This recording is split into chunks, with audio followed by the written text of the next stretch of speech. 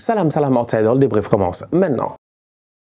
Le Paris Saint-Germain l'emporte aujourd'hui 2-0 à domicile face à Dortmund. Franchement, entre vous et moi, une top performance de la part des Parisiens. Pourquoi? Parce que ce match-là n'a pas été simple. Ils sont dans le groupe de la mort. On ne s'attend pas à ce que le Paris Saint-Germain vienne et qu'il domine largement ce groupe-là. Mais on s'attend à ce qu'ils sortent des performances qui soient cohérentes. Aujourd'hui, ils ont joué face à Dortmund. La performance de Dortmund est extrêmement décevante. Permettez-moi de le dire, la performance de Dortmund est extrêmement décevante. Il va falloir que Dortmund il se gère. On ne peut plus continuer avec un Dortmund qui, chaque année, on est là, on les prend pour un grand, mais c'est pas un grand, plus ou moins, on veut les prendre pour un grand en fait, on veut les mettre à un certain statut, alors que non, mais non, ils gardent pas un joueur, ils ont un joueur, il est fort, il perce, ils le vendent automatiquement. Tu te demandes le projet, il va où en fait? Tu te demandes quand est-ce que Dortmund ils vont venir, ils vont dominer pendant 2 ans, 3 ans, etc. C'est assez compliqué. Oui, il y a énormément de talent, il y a énormément de pépites. Malheureusement, je trouve que le projet n'est pas cohérent sur le long terme. Donc ça donne une équipe qui, chaque saison, a une équipe qui est respectable. Chaque saison, ils vont en Ligue des Champions parce qu'ils sont dans un championnat où ils font partie des meilleures équipes. Mais quand ils arrivent en Ligue des Champions, depuis plusieurs années quand même, ils sont quand même décevants. Aujourd'hui, ils jouent le Paris Saint-Germain. Tu as encore des flashbacks de Haaland il y a quelques années. Tu te dis, ouais, frappe de Haaland, machin, tout ça. Il ne s'est rien passé de tout cela. Peut-être une petite action en première mi-temps, mais sinon, le Paris Saint-Germain, ils ont géré. Là où le PSG a eu des problèmes, c'est dans leur capacité à pouvoir se créer des occasions décisives, à pouvoir marquer le but. Le Paris Saint-Germain a été en contrôle. Pourquoi? Parce que défensivement, ça a été solide. Parce que les latéraux, ils font le travail. Parce que tu as un Achraf Hakimi qui est excellent, mais au-delà de ça, tu as un milieu de terrain qui est sensationnel, qui est juste sensationnel. Ugarte, on en parlait, peut-être qu'il est blessé, il n'est pas blessé et tout, mais je voulais demander ce week-end, ils font comment sans Ugarte? C'est la question que je posais ce week-end. Comment ils font sans Ugarte? Aujourd'hui, après le match, je repose la question. Ils font comment sans Ugarte? Il y a 2 Paris Saint-Germain. Il y a un Paris Saint-Germain avec Ugarte et sans Ugarte. Parce que le boy là, franchement, on ne peut pas l'écarter de l'équation. Il est bon, Ugarte. Il est bon. Il est bon. Quand il n'est pas là, tu te demandes, boy, où t'es? Ugarte est fatigant lui, il récupère des ballons, il devient de plus en plus serein. La dernière fois on a eu l'occasion de voir ici, je pense c'était le match face à Lens, c'était un tout petit peu compliqué, à la relance et tout, ils ont galéré, ils n'arrivaient pas à sortir, les Zahir Emery et tout ça, parce que le pressing de Lens était assez haut sur le terrain. La dernière fois ils jouent ici, il n'y a pas Ugarte, on voit automatiquement au milieu de terrain, c'est compliqué, tu peux pas compter sur certains boys, tout ça, des solaires, etc. Donc tu te rends compte que Ugarte est devenu une pièce indispensable dans cette équipe-là. Et à côté de lui, il a 2 jeunes gars, mais qui sont tout simplement exceptionnels. C'est-à-dire que quand le Paris Saint-Germain est en forme comme ça, au milieu de terrain, franchement, ça donne du beau football. Ça donne du beau football. Pourquoi? Parce que ça donne un Vitinha qui rôde.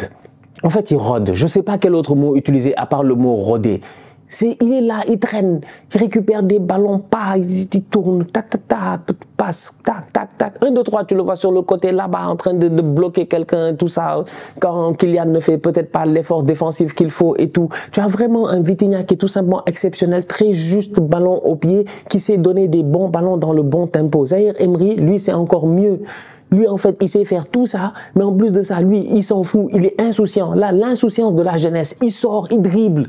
Il dribble. Donc, dans Paris Saint-Germain, en première mi-temps, même durant tout le match, tu vois qu'au milieu de terrain, il y a vraiment un gros contrôle. Tu vois que les Emre Can et tout, ils sont en train de galérer parce que les petits, ils sont peut-être jeunes, physiquement, ils sont peut-être pas les plus forts, mais techniquement, ils arrivent à faire la différence. Et à un moment donné, le football, c'est quand même d'abord de la technique. Donc, tu as un Paris Saint-Germain qui joue bien. Tu as un Paris Saint-Germain qui est cohérent. Tu as un Paris Saint-Germain qui est intéressant. Et c'est là où il y a un paradoxe parce que devant, ça ne marque pas. Ça ne marque pas. Parce que tu as une équipe de Dortmund qui, à mon humble avis, défend. Ils jouent bas. Il n'y a pas beaucoup d'espace. Il faut qu'ils se créent de l'espace pour amener des problèmes. Il faut qu'ils arrivent à étirer le bloc de Dortmund pour amener des problèmes. Pourquoi? Parce que devant, ils ont des boys qui sont des flèches. Des boys qui vont vite. Tu vois, ça prend que Ousmane Dembélé il puisse faire un décalage, il fait 1-2, il fait comme un 1-2 de FIFA, il fait tataf, il part, il donne le ballon, il a accéléré, tu as fait tac, triangle, tu lui as redonné, il est reparti, il fait passe en retrait, Achraf Hakimi vient, et là tu as un but qui se crée. C'est-à-dire que tu as vraiment besoin qu'il y ait quelque chose qui se crée dans le jeu du Paris Saint-Germain, tu as besoin d'espace. Et pendant un bon bout de temps, durant la première mi-temps, le PSG n'a pas eu assez d'espace. Et donc, du coup, à mon humble avis, ça te donne un Ousmane Dembélé qui est peu dangereux, qui peut être dangereux, mais qui ne l'est pas autant. Un Kylian Mbappé qui lui aussi est peu dangereux. Un Kolo Muani qui lui galère, qui touche pas beaucoup de ballons, qui n'est pas mis forcément dans des situations où il peut venir fusiller le gardien. c'est difficile pour lui. Tu le gardes sur le terrain. Pourquoi? À mon humble avis, parce que Kolo Muani, il défend, il presse, il court, il va harceler le milieu de terrain défensif adverse, il va faire certains efforts et tout. Donc tu te dis, ok, Kolo Muani, peut-être qu'il t'apporte ça par rapport à Gonzalo Ramos. Peut-être que Gonzalo Ramos, lui, il claque un but, mais Gonzalo Ramos, si tu regardes bien, il peut claquer un but, mais il n'en claque pas. Bon, durant ce match-là, tu me diras, il lui faut du temps et tout. Donc, c'est un Paris Saint-Germain qui, pour moi, est très intéressant parce que, en ce début de saison, c'est pas le PSG qui te fait le plus confiance. C'est pas comme les autres années où ils étaient là. En début de saison, tu étais comme ils sont trop forts. Tu sais, on est habitué à avoir un PSG en début de saison, ils sont trop forts. Ils dominent. Ils viennent, ils tapent. 2-0, 3-0, 2-0, 3-0, ils tapent. Et à chaque fois, d'où vient le truc? On attend le mois de mars. Là, c'est le contraire. Là, on dirait que chaque week-end, il y a des hauts, il y a des bas, il y a des moments de flottement, il y a des moments pas clairs. Mais l'équipe est en train de se construire, comme j'ai dit, de manière cohérente. Donc, si, en tant que supporter, de l'autre côté, parce que les supporters du PSG, peut-être qu'il y en a qui ont de la patience, mais il y en a d'autres qui n'ont plus de patience. Mais là, cette fois-ci, si tu es patient, il se pourrait qu'à la fin, ce soit intéressant. Parce que je ne trouve pas l'équipe aussi rassurante que cela, mais je la trouve cohérente. Et c'est ça le plus important. Le PSG est cohérent, en fait. Maintenant, oui, il y a des options sur le banc qui manquent parce que tu te dis qu'au milieu de terrain, tu as des boys qui sont très forts, mais dès que tu commences à chambouler, à changer les choses, ça devient difficile. Donc, est-ce que c'est pas un PSG qui se reconstruit sur une première année et qui a juste un très bon 11 de départ, mais qui n'a pas encore la profondeur de banc qu'il faut? Je fais une comparaison qui n'est pas raison, mais je regarde cette équipe d'Arsenal-là, de Arteta l'année passée. On fait une bonne saison en championnat, mais on n'a pas de banc. On n'a pas du tout de banc, en fait. On a vraiment un 11. Dès qu'il y a un blessé, c'est mort. Miskin, on a galéré. Saliba a été blessé en avril. On a perdu des points. Voilà les points en championnat et tout. Et le titre a été perdu là-bas. Donc tu regardes ce Paris Saint-Germain-là et tu te dis, ok, Skriniar, machin, tout ça, Hernandez, ça a l'air très très solide et tout, mais y a-t-il la profondeur de banc qu'il faut pour le moment? Je ne sais pas. Parce qu'il y en a, on les a fait jouer et ils n'ont pas été convaincants. Donc, ça donne un Paris Saint-Germain qui gagne 2-0 face à Dortmund. Une belle performance dans l'ensemble, à mon humble avis, des Parisiens, à quelques jours de jouer face à l'OM, alors qu'à Marseille, c'est compliqué. Tu te lèves ce matin, on te dit à Marseille, il n'y a pas de coach. Il n'y a pas de président, que Longoria a été menacé. En fait, tout est difficile. Il n'y a jamais rien de simple. Il n'y a jamais rien qui est simple, en fait. À une semaine de Paris-Marseille, on te dit que genre, à une semaine de Marseille qui va jouer l'Ajax d'Amsterdam en Europa League et Marseille qui va jouer le PSG, on te dit que ouais, machin, Marseille, c'est compliqué, les supporters, en tout cas.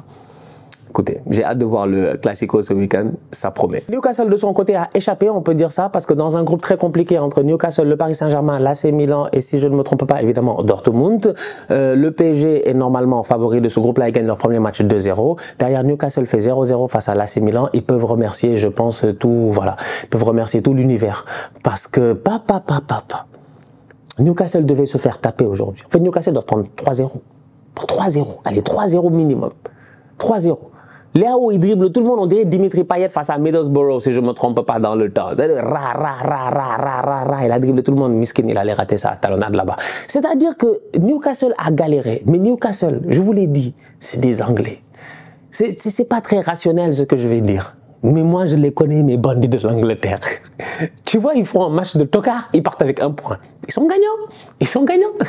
C'est l'AC Milan qui ne sait pas gérer. Parce que l'AC Milan a intérêt à aller chercher des points là-bas à St. James Park. Ce ne sera pas simple. Une domination totale. Newcastle pour leur premier match. Pour leur retour en Ligue des Champions, Newcastle tombe face à une équipe qui est très compliquée. Pourquoi? Parce que c'est une équipe qui a de l'expérience. C'est un AC Milan qui a de l'expérience. C'est un AC Milan qui a l'habitude de gagner la Ligue des Champions. L'AC Milan qui l'année passée même était allé très loin en Ligue des Champions. C'est parce que l'Inter ne les respecte pas. Tout comme ils les ont battus 5-1, c'est comme ça qu'ils les ont battus aussi l'année passée. C'est parce que l'Inter est leur bourreau que l'AC Milan n'est pas allé plus loin en Ligue des Champions. Mais sinon, c'est une équipe qui est très cohérente en ce moment, qui fonctionne très bien. C'est une équipe qui, ces dernières années, a galéré. L'AC Milan a été ici dans des groupes difficiles avec Atlético Madrid, tout ça, ils sont pas sortis de la poule. On s'est dit, ah, est-ce que là, ça va marcher maintenant et tout. Donc, c'est une équipe qui a évolué petit à petit, tu vois. Et Newcastle, ils viennent d'arriver et bim, premier match, ils tombent face à l'AC Milan à l'extérieur. C'est difficile. Donc, normal, ils galèrent. Et ils galèrent vraiment, en fait. Mais ils partent avec un point. Parce que les Milanais, c'est des rattaquants. C'est des rattaquants. Vraiment, c'est des attaquants. Ils doivent se revoir. Ils doivent se revoir. Ils doivent vraiment se revoir. Ce qu'ils ont raté aujourd'hui, le nombre d'occasions qu'ils ont raté, la domination qu'ils ont eue, c'est-à-dire tout le match qu'ils font. Et partir sans les 3 points, il y a de quoi avoir énormément de regrets. Maintenant, au niveau de Newcastle, c'est apprendre pour essayer de faire mieux la prochaine fois. Le prochain match de Newcastle, si je ne me trompe pas, c'est à domicile face au Paris Saint-Germain. Ça va être un match très, très compliqué. Non seulement c'est un match entre le Qatar et l'Arabie Saoudite, entre vous et moi, on le sait très bien, mais au-delà de cela, ça va être un match très compliqué parce que Newcastle à domicile, ça m'étonnerait que ce soit une équipe qui soit facile à bouger. C'est une équipe qui défensivement aime bien tenir, ils savent tenir, ils ont un excellent gardien. Aujourd'hui encore, vous l'avez vu, l'AC Milan en plus de ça, ils perdent Mike Maignan sur blessure. Encore. En fait, c'est vraiment, il n'y a rien qui s'est bien passé au niveau de l'AC Milan aujourd'hui. Nick Pope fait une top performance, excellent dans les buts, un de mes gardiens préférés en première ligue. Je pense que ceux qui me regardent et qui me connaissent depuis assez longtemps savent à quel point j'ai beaucoup de respect pour Nick Pope, à quel point je dis à chaque fois qu'il fait partie de ces gars-là qui sont underrated. Nick Pope, il est très bon, il fait un très grand match aujourd'hui. Tu as une équipe de Newcastle qui tient en fait, ils n'ont fait que tenir. Et c'est largement suffisant pour partir de Milan avec 1 point. Et ça les place bien dans ce groupe-là, en fait. Parce que dans ce groupe-là, les points vont être difficiles. Si le Paris Saint-Germain réussit à se gérer sur tous les matchs, ben, ça va être très serré entre les 3 autres. Donc, à suivre. La famille, on se capte très bientôt pour une nouvelle vidéo. D'ici là, on continue à liker, on continue à partager, on s'abonne, on s'abonne, on s'abonne. On est ensemble, on reste en santé, c'est le plus important. Southsider.